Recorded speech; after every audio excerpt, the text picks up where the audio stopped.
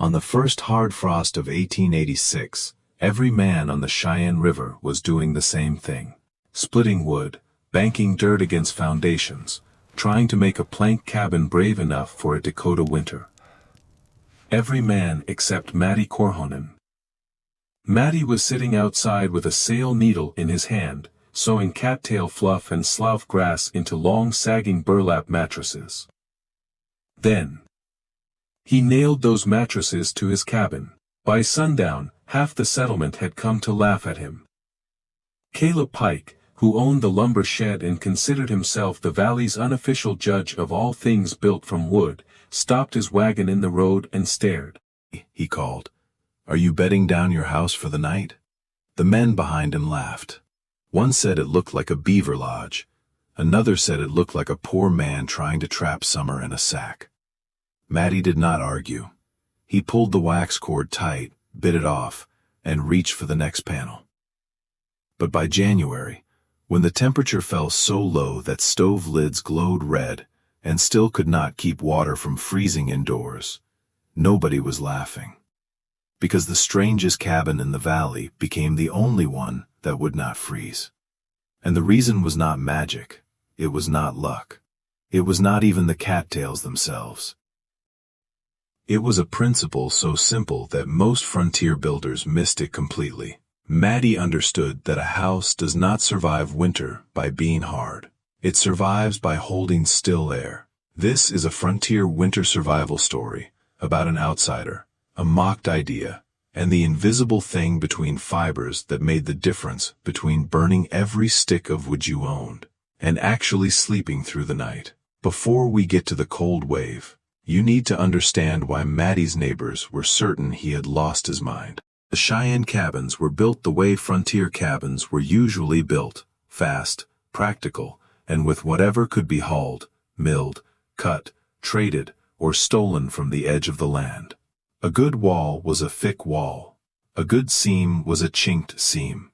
A good winter was a winter you survived by feeding the stove faster than the cold could eat the room. That was the frontier logic. More cold meant more fire. More wind meant more mud in the cracks. More suffering meant you should have cut more wood in September. Caleb Pike believed this as firmly as he believed in the grain of pine. Sheds, barns, claim shacks, storefronts, and two-room houses from the Missouri crossings to the Northern Trail. He trusted boards because boards were honest. You could measure them. You could stack them. You could sell them. Matti's wall panels offended him. They were soft. They sagged. They smelled faintly of marsh water and dry seed. They had no strength at all. A child could kick a hole through one before it was tarred. What happens when rain gets in? Caleb asked. It will not get in, Matti said. What happens when mice find it? They will find tar first. What happens when it catches fire? Matti looked up from his stitching. Then I have built it wrong. That answer made the men laugh harder, because it sounded like no answer at all. But Matti was not inventing from nothing. Before Dakota, before the sod wind and the grasshoppers and the long white silence of winter, he had lived on the western coast of Finland, where winter came sideways off the Gulf of Bothnia and punished every gap in a wall. His father had cut reeds for roofs. His uncle had caulked boats with tarred fiber. Matti had grown up around sheds that stayed warmer than they looked because their roofs were deep, hollow, and layered. He knew what dry reeds could do. He knew what tar could stop. The coat worked, not because the cloth was hot, but because it trapped a private climate around a living body. His first winter in Dakota had taught him that a cabin could fail the same way a bad coat failed. It did not fail all at once. It failed by little thefts. A line of white frost along the door latch. A draft thin as a knife running under the table. A kettle that steamed furiously near the stove, while a cup 3 feet away grew a skin of ice. A baby's blanket damp at the edge, because the wall behind it was cold enough to wring water from breath. Matti remembered waking before dawn and hearing his wife, Ino, coughing into her shawl so she would not wake the children.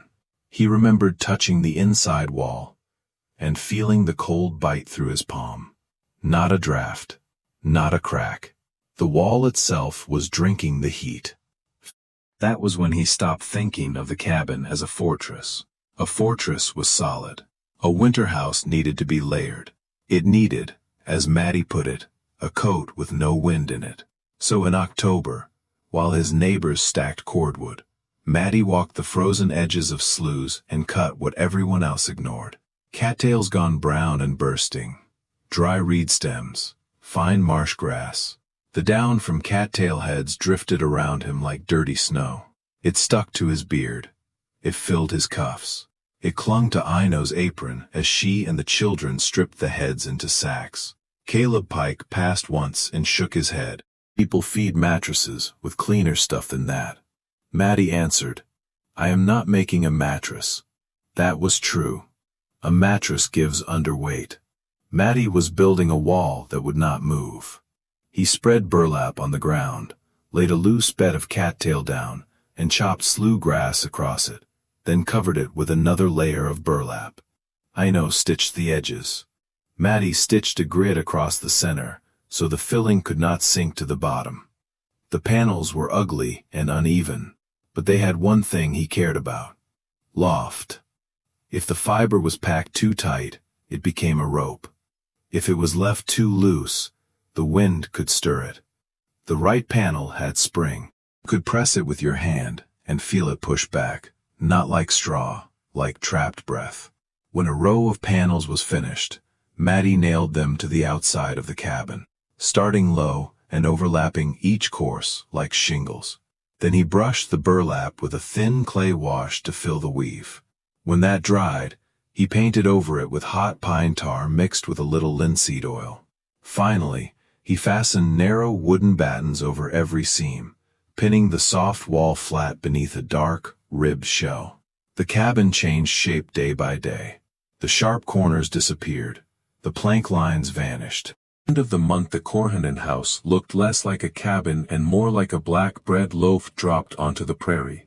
Children dared each other to touch it. Men joked that Matti had built a smokehouse with windows. One woman told Aino, kindly but firmly, that the smell alone would shame her by spring. Aino only smiled and kept brushing clay wash into the seams, because she remembered the baby coughing too.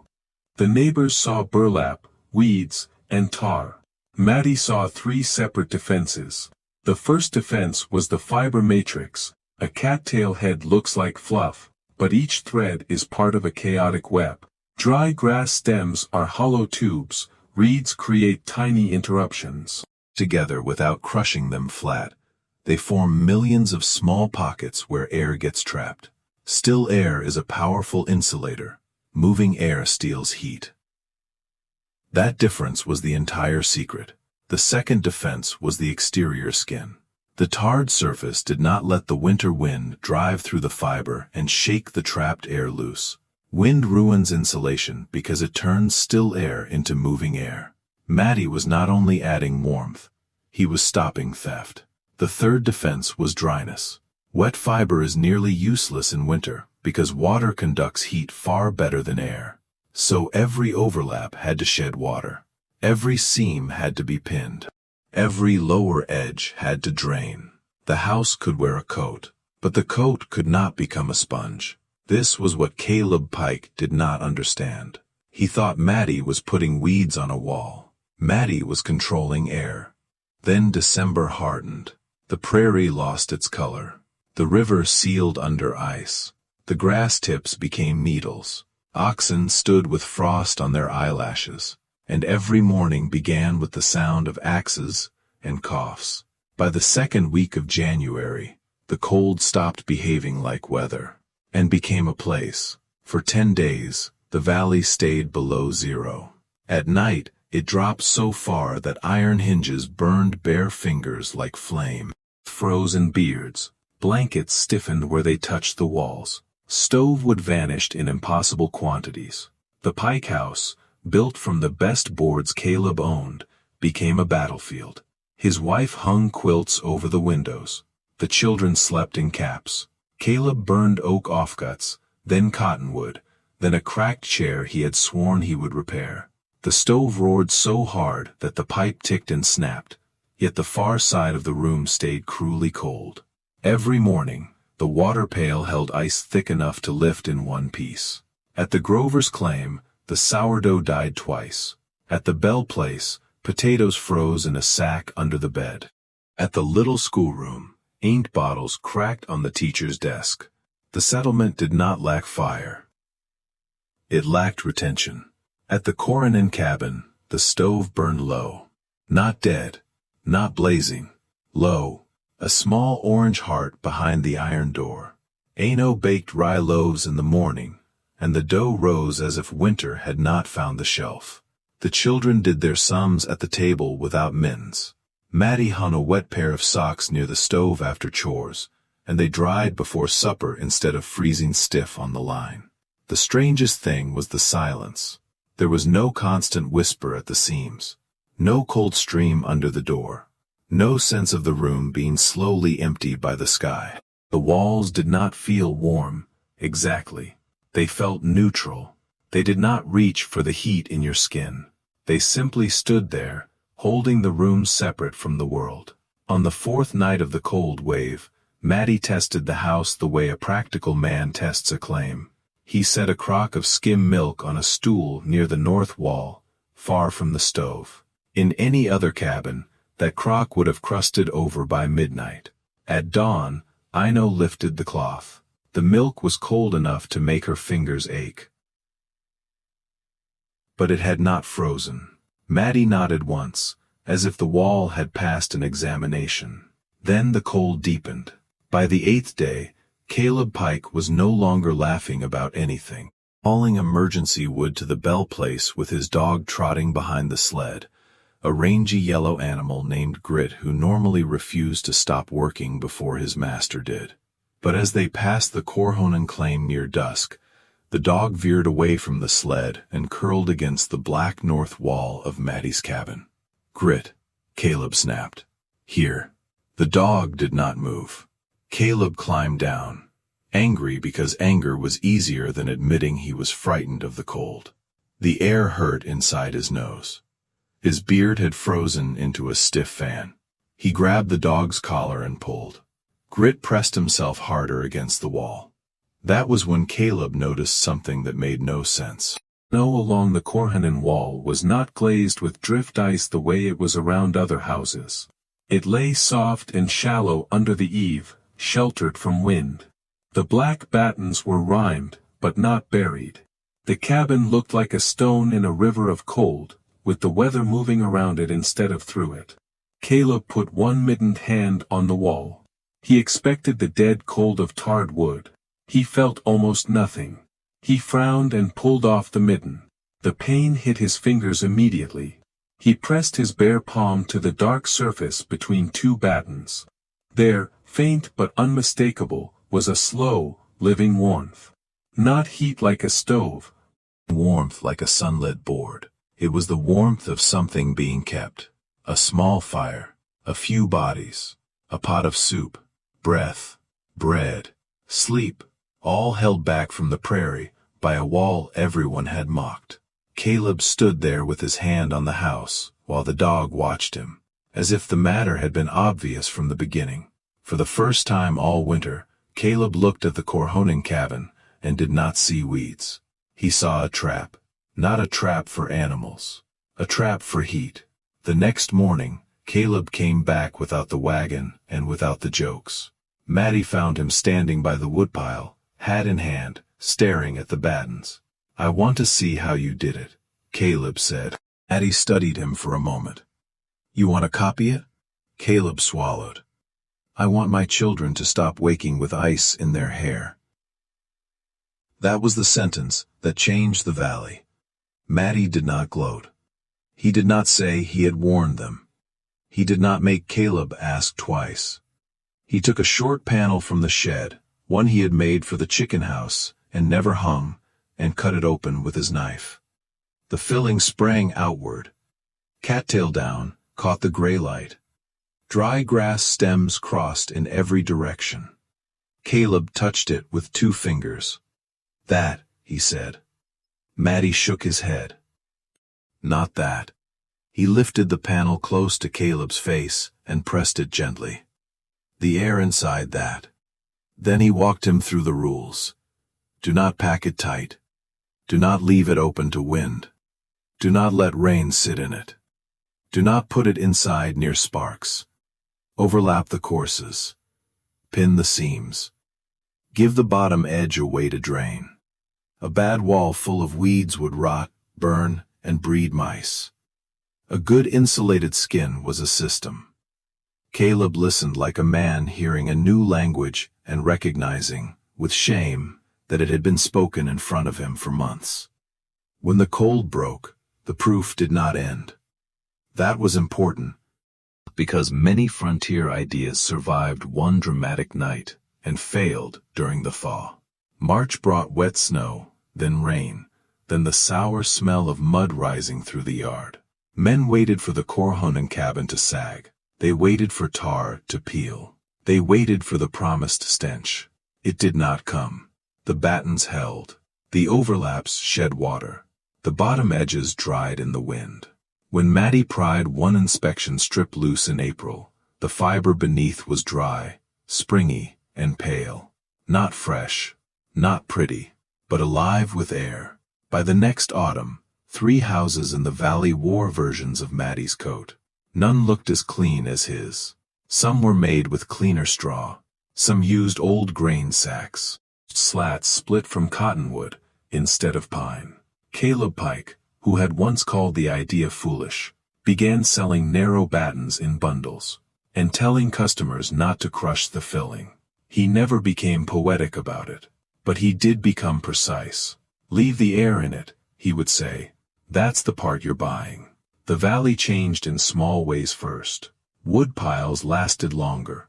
Children slept farther from the stove. Bread rose in weather that used to kill yeast overnight. A family with a sick baby moved into the Korhonen cabin for 2 nights during a February blow, and the child's cough eased enough for the mother to sleep sitting upright by the table. No one called it modern insulation. No one called it a building envelope. No one measured thermal resistance with instruments, but they understood the result. A wall did not need to be massive to slow winter. It needed to interrupt the paths by which heat escaped. Solid wood conducted heat outward. Cracks let warm air leak away and cold air sneak in. Wind stripped heat from surfaces faster than still air ever could. Moisture turned a clever wall into a cold one. Matti's strange black cabin fought all of those at once. The fiber held air still. The tar stopped wind. The overlaps shed water. The battens protected the seams. Nearly frozen the winter before found itself living inside a pocket of calm. That is the part worth remembering. The frontier often rewards the loudest answer. A bigger stove, thicker boards, a taller woodpile, harder work. But winter does not care how hard a man works, if all his heat is escaping through the wall. Matti Korhonen survived because he did not try to defeat the cold by force. He changed the terms of the fight. He stopped feeding the prairie his firewood. He stopped treating the cabin like a box of boards, and started treating it like a body that needed a coat. Old knowledge had crossed an ocean in his hands. Reed, tar, fiber, overlap, dry air, no wind. On the Dakota frontier, it became something new. Not a miracle, not a gimmick. A lesson. Still air does not swing an axe. It does not roar in a stove. It makes no heroic sound at all. But hold it in the right place. Keep it dry. Keep the wind from disturbing it. And it can stand between a family and a killing winter. That was what Matti's neighbors learned when the cabin they laughed at became the cabin that would not freeze. This story is a historically inspired reconstruction for educational storytelling. The characters and specific events are fictionalized, while the survival principle is based on real insulation logic. Trapped still air, protected from wind and moisture, slows heat loss. Any real building work should follow modern codes, fire safety rules, and professional guidance.